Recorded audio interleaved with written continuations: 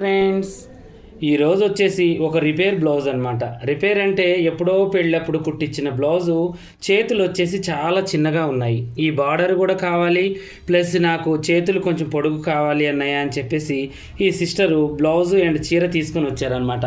రూపాయి ఖర్చు లేకుండా నేను ఈజీ ప్రాసెస్లో నేను ఈ యొక్క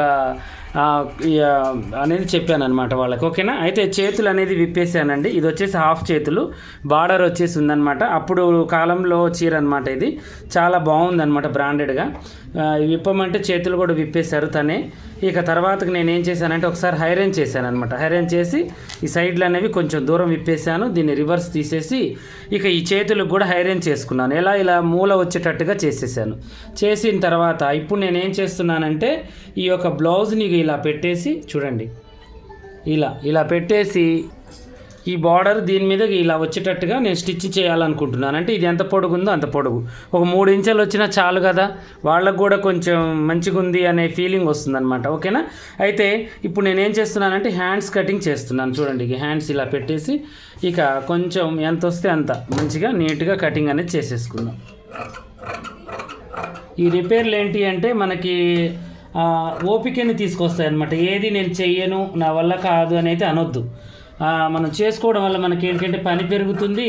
వీళ్ళు దేన్నైనా కూడా బిమ్మిని తిమ్మి కూడా చేయగలుగుతారు అనే ఆలోచన కస్టమర్కి వస్తుంది అనమాట. ప్రతిదీ కూడా వీళ్ళు రిపేర్ చేస్తారు అని. ఓకేనా? చాలా బాగుంటుంది, చాలా చక్కగా కూడా ఈజీగా కూడా ఉంటుంది అనమాట మనకి. ఇప్పుడు ఇది దీన్ని ఇలా పెట్టేసి ఇక బ్యాక్ ప్రింట్ అనేది తీసేసుకొని కాట్ పెట్టుకున్నాం కదా. ఇప్పుడు దీన్ని మనం ఏం చేయాలి అంటే ఈ యొక్క బార్డర్కి ఎక్కడి వరకు అయితే ఉందో అక్కడ వరకు వెనక్కి వెళ్ళేటట్టుగా పెట్టుకొని చిన్న బార్డరు ఉంచేసుకోవాలన్నమాట. మళ్ళీ చేయి పొడవు సరిపోదు కదా మనకి. దీన్ని కూడా ఇలా కటింగ్ చేసేసుకోవాలి. చేసుకున్న తర్వాత పైన మనకి ఎంతవరకు వీలైతే అంతవరకు దీన్ని ఇలా వేసుకొని స్టిచ్చింగ్ చేసేసుకోవాలి. చూడండి, నేను చూపిస్తాను చూడండి మీకు. దీన్ని విడతీసి ఫస్ట్ మనం ఏం చేయాలి అంటే ఇలా వేసుకోవాలి. బ్యాక్ పార్ట్కి వచ్చేటట్టుగా వేయండి. ఈ మిషన్ కుట్టు కూడా వీలైతే లోనకి వేసుకోండి. అది మనకి ఎలాగో లోడింగ్ ఉంటుంది. మళ్ళీ మందం అనిపిస్తే మాత్రం పైకి వేసేసుకోండి. ఓకేనా? దీన్ని ఇలా పెట్టేసుకొని చూడండి, స్టిచ్చింగ్ అనేది మంచిగా ఇలా చేసేసుకోండి.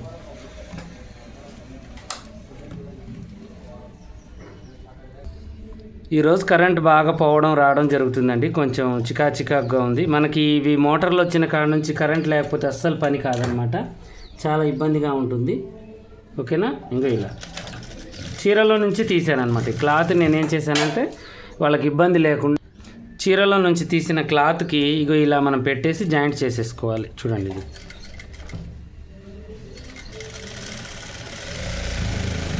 చేతులైతే ఎల్బో హ్యాండ్స్ అయితే కట్ చేశాను 10 పెట్టి, కానీ మనకైతే రావు. ఎందుకంటే అంత పొడుగు రావాలంటే కష్టం. చూద్దాం, ట్రై చేద్దాం. ఓకేనా?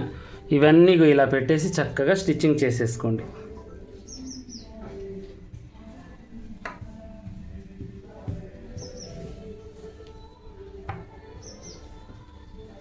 హ్యాండ్ మళ్ళీ బ్యాక్ ఫ్రంట్ చూసుకోవాలండి. చక్కగా మళ్ళీ బ్యాక్ అటువైపుకి వెళ్ళేటట్టుగా చూసుకోవాలి. ఇవి రెండు కూడా సమానంగా వచ్చేటట్టుగా చూసుకోవాలి ఇక్కడ. ఓకేనా? పైన మళ్ళీ కరెక్ట్గా ఉందా లేదా చూసుకోవాలి. ప్రతిదీ కూడా మనకి ఏంటి అంటే చాలా అవసరం.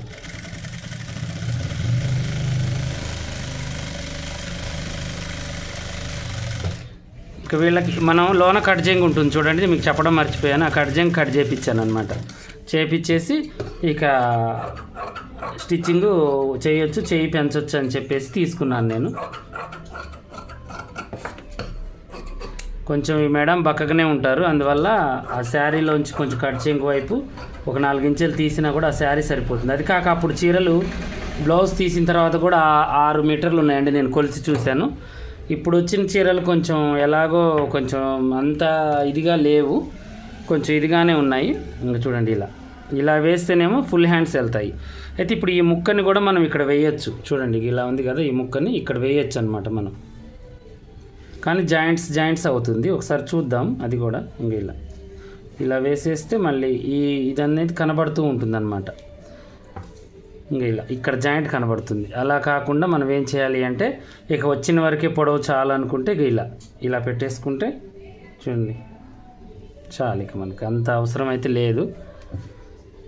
అన్ని జాయింట్లు ఉంటే బాగోదు కాబట్టి నేను చెక్ చేస్తున్నాను అంతే, మీకు కూడా ఒక ఐడియా వస్తుందని చెప్పేసి చెక్ చేసేస్తున్నాను. ఇక చేతులు నేను ఏమి విప్పలేదు, అదే బార్డర్ని పెట్టి ఒక వీ షేప్ లాగా వస్తుంది హ్యాండ్ అని చెప్పేసి తనకి చెప్పేశాను. సరేనన్నయ్య, ఎలా ఉన్నా కూడా పర్వాలేదు, నాకు మాత్రం కొంచెం చేతులు పొడుగు వస్తే చాలు, మంచిగా చేస్తారని చెప్పేసి తీసుకొచ్చానని చెప్పి ఇచ్చారనమాట. ఓకేనా.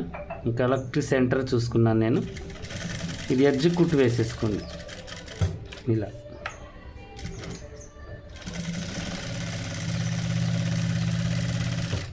ఓకేనా. ఇలా చూడండి ఎంత నీట్గా వచ్చిందో హ్యాండ్, చక్కగా వచ్చేసింది. ఇంకా ఎగస్ట్రా ఉన్న పీస్ని తీసేద్దాం. అది కూడా వెళ్తే బాగుండేది కానీ ఇక వెళ్ళదు మనకి. ఓకేనా. దీన్ని ఇలా మలిచేసి ఒకసారి ఇలా గీత గీసేసుకొని, ఐరన్ చేస్తే ఎంత పాతదైనా కూడా స్టిచ్చింగ్ చేసుకోవాలనిపిస్తుందండి. ఫస్ట్ ఐరన్ చేసుకోవాలి. మనకు ఒక ఆలోచన రావాలి అంటే క్లాత్ ఐరన్ చేసుకోవాలి ఫస్ట్, తర్వాతకి మనకు అర్థమవుతుంది అన్నమాట. ఓకేనా. ఇలా మనం స్టిచ్చింగ్ చేసేసుకోవాలి.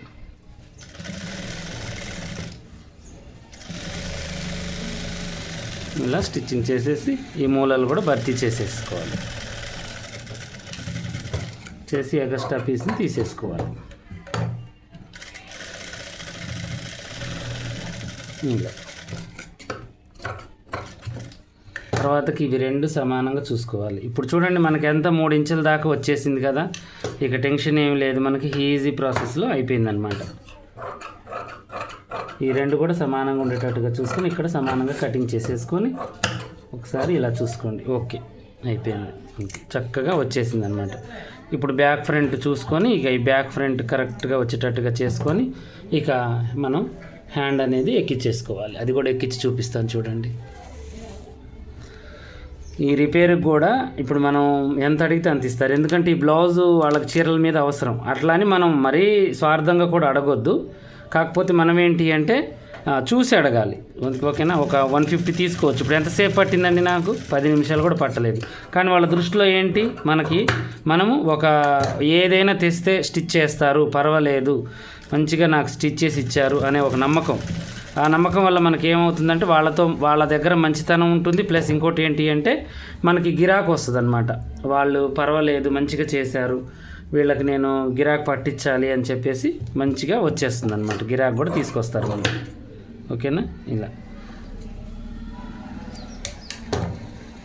ప్రతిదానికి ఒక ఇది అనేది ఉంటుందండి, ఆలోచన అనేది ఉంటుంది. ఇప్పుడు పాత మగ్గం వర్క్ జాకెట్లను కూడా మనం మళ్ళీ న్యూ లుక్తో డెకరేషన్ చేసి మళ్ళీ కొత్త పీసులు తీసుకొని ఆ జాకెట్ కూడా కట్ చేసి మనం చేయొచ్చు అనమాట. అది కూడా చాలా బాగుంటాయి ఎలా కూడా, ఎందుకంటే అప్పుడు ఆ రోజుల్లో చాలా కాస్ట్ పెట్టి చాలా రేట్లు పెట్టి మనం చేయించాం కాబట్టి ఇప్పుడు మనం అలా చేసుకోవచ్చు అది కూడా. ఓకేనా.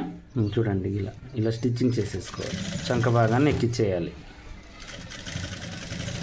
పాదమందం ఖర్చు పెట్టేసి ఇలా హ్యాండ్ని ఎక్కిచ్చేసుకోవాలి.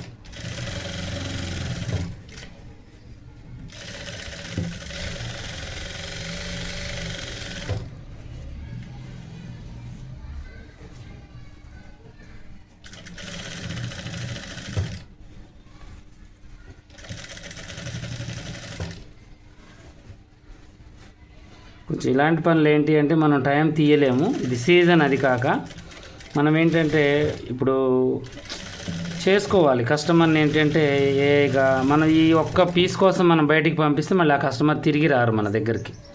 మనమే చేసామనుకోండి వాళ్ళకి బయటికి పోవాలి అనే ఆలోచన రాదు వేరే వాళ్ళ దగ్గరికి. ఇక ఏ చిన్నదైనా బన్నదైనా మనమే చేస్తామని వాళ్ళకు ఒక నమ్మకం కలుగుతుంది. మంచివన్నీ మనం కుట్టుకొని ఇలాంటివన్నీ మాకు తెలియదు, మాకు రావు, మాకు టైం లేదన్నాం అనుకోండి, ఇక ఇంటి దగ్గర వాళ్ళ ఎవరితో ఒకరి దగ్గర వేయించుకున్నా కూడా తర్వాతకి ఏమవుతుందంటే ఇక మన మీద అంత ఇదిగా అనిపించదు వాళ్ళకి. ఏదో ఇక చేసామంటే చేసాము, ఇచ్చామంటే ఇచ్చామన్నట్టుగా ఉంటుంది.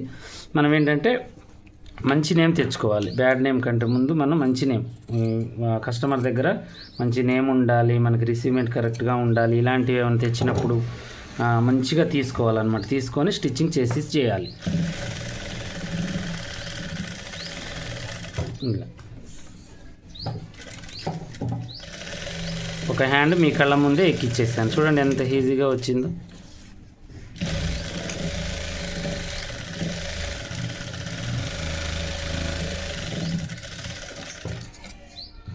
ఇలా ఎక్కించి ఓవర్లాక్ చేసేసుకోండి వీలైతే. ఓకేనా. రివర్స్ తీసి చూపిస్తాను చూడండి. ఇక మళ్ళీ పాత బ్లౌజే కానీ న్యూ లుక్. ఇక్కడ మీకు ఇది వచ్చేసింది అనమాట. అంటే ఈ 2.5 ఇంచెస్ అలా పెరిగింది. దగ్గర ఇప్పుడు మనకు చేయి బార్ వచ్చేసి 7 ఇంచులు వచ్చింది. అంటే ఇంతకుముందు ఎంత ఉంది మనకి 5 ఇంచులే ఉంది, 4.5 5 ఇంచులే ఉంది. ఇప్పుడు 7 ఇంచులు వచ్చేసింది. చూసారు కదా. ఈరోజు వచ్చేసి మనం పాత బ్లౌజ్ని కూడా ఎంత చక్కగా రిపేర్ చేసాము. మళ్ళీ మంచిగా ఇలా కార్నర్ లాగా వేసి చేసామన్నమాట. ఓకేనా. ఇలాగే మరిన్ని మంచి మంచి వీడియోస్ కోసం మా ఛానల్ చూడండి. కొత్తగా చూసే వాళ్ళు సబ్స్క్రైబ్ చేసుకోండి. పాత వాళ్ళైనా కొత్త వాళ్ళైనా మీకు ఏమైనా డౌట్ ఉంటే కామెంట్లో అడగండి.